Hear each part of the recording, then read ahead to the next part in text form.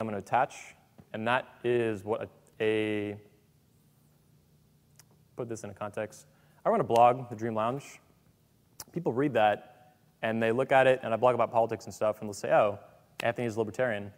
And I used to call myself that and go with it, but in reality, it's not true. I'm actually, when I got down to it and started really researching and attaching my beliefs and my convictions on politics to a philosophy of politics, I had trouble finding one, and then I found a term that it's pretty money for it. And it's actually much more radical than libertarian.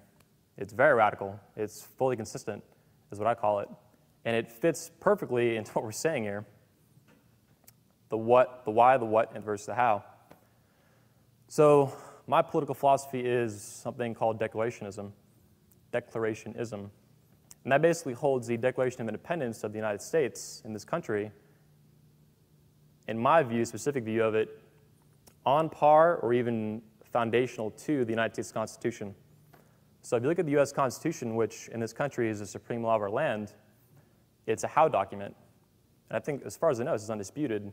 It is literally a plan of government for how to run it. It's a series of laws of all these different things. Again, though, it's a how document. And it wasn't the first one, it's the second one we use. What it does not give you, though, at all, read it, is a what and a why.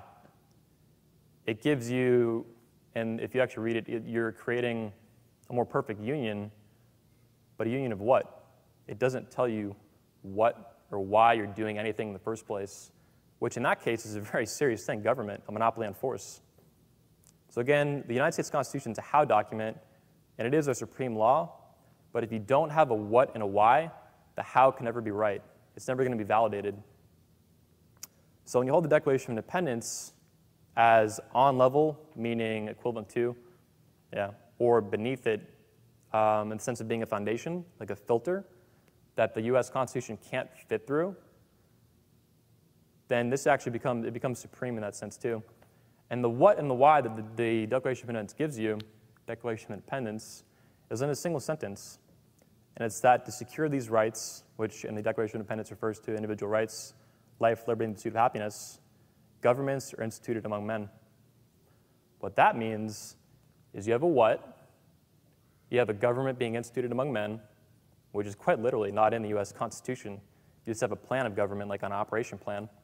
So it gives you the what, you're instituting government, and it gives you a why, to secure these rights, which you don't have in this document, which basically invalidates anything in this document, and any subsequent law that our legislators make is invalid and illegal if it doesn't fit through that what and that why. The what is easy enough. The why is where you run into trouble. Because that means if your right to your own life, to your own freedom, your liberty, and your own happiness, or your pursuit thereof, is ever not protected or invalidated by the document, that part of the document is invalid, which is a very serious thing if you take it to the full extent. That means no one has the right to enact force against you, to threaten your life for any reason, meaning arrest you for, say, takes a full extent, income tax, military draft, or force you to do anything when you haven't violated someone else's right first.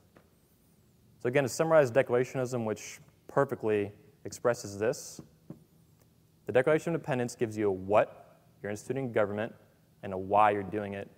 The US Constitution doesn't.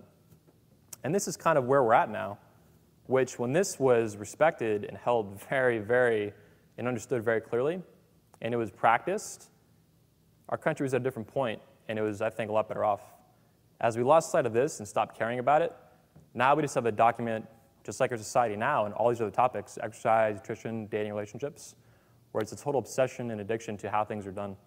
So people now, if you look at government, they want to, not to ramble too much on politics, they want to talk, they talk about how to fix government, how to improve conditions for X, Y, Z, how to do all this different shit.